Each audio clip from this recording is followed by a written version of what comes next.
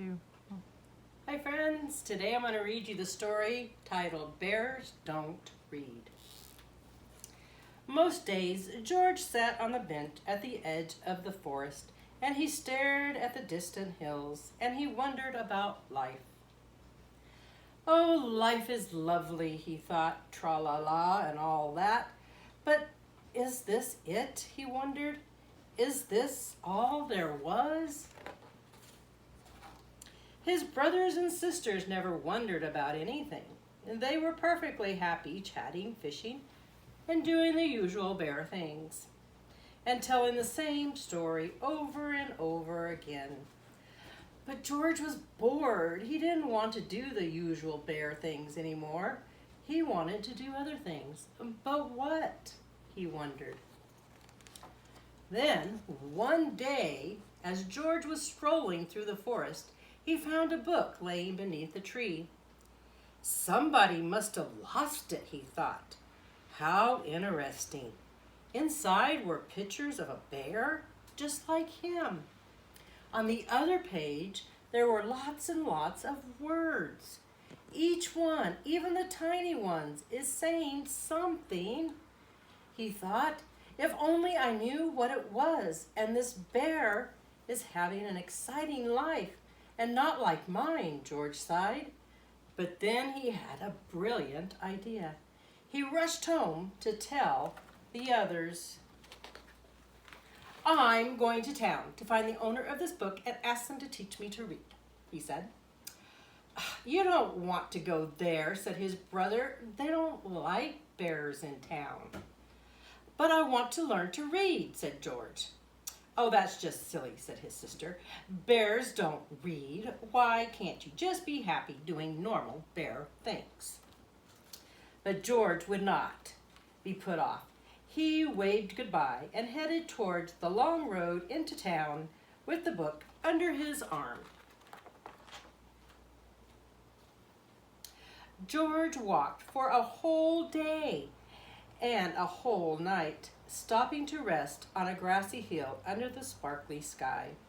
Before he slept, he opened the book again and gazed at the words. Already he felt that the world was a more interesting place.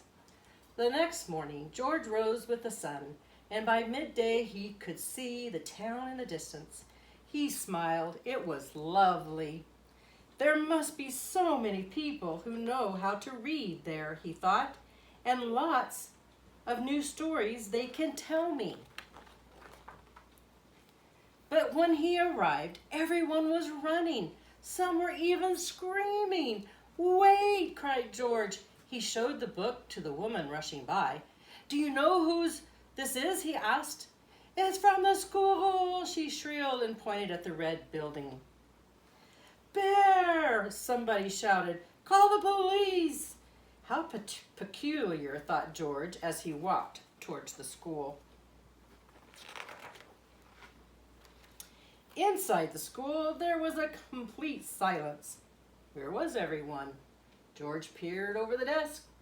Hello, he said, but no one was there. Suddenly there were shouts. Freeze! Hands above your head! George was surrounded by policemen. What's the matter? He asked nervously. You're a gigantic, great grizzly bear, shouted the chief of police. That's what's the matter. And they moved towards him, holding up their shields.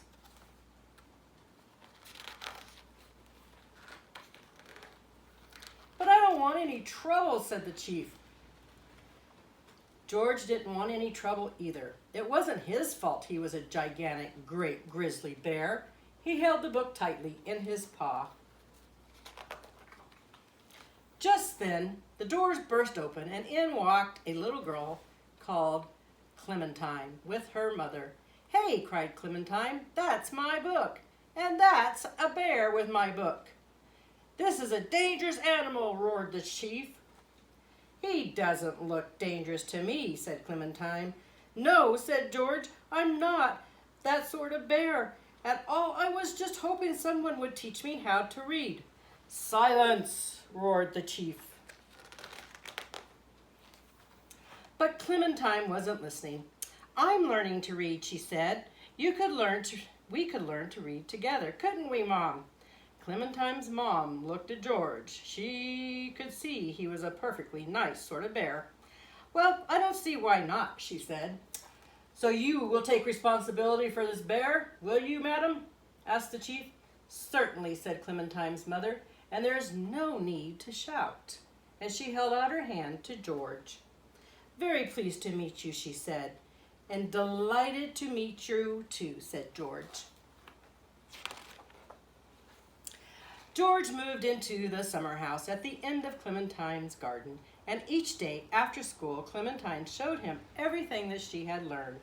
It wasn't long before George knew all the letters of the alphabet. George didn't find reading easy at first. Even though he tried hard, he often made mistakes. But luckily, Clementine was a kind and patient teacher. Sometimes the chief came by to see how they were getting along, and he would bring a new book with some poetry to read aloud to George. Then one day, Clementine said, I bet you can read this whole book now all by yourself. George opened it up and began. Once upon a time, there was a large brown bear who found a book laying under a tree. He read the whole book, all the way to the end. Bravo, said Clementine. We knew that you could do it. And for George, that was just the beginning. The end.